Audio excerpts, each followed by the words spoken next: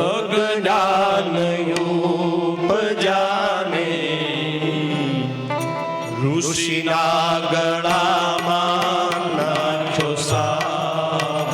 મન સમજાવીના પરીક્ષિત રાજાને જ્યારે અજ્ઞાન ઉપજા કર્યો અપમાન ઋષિના ગળામાં નાખ્યો સાપ મન સમજાવીના સાત દિવસે તને સર્પદંશ થાશે ને ઋષિના રાજ્યા કે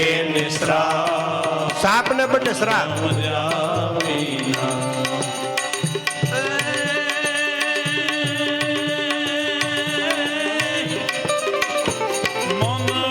જાણે કે અમે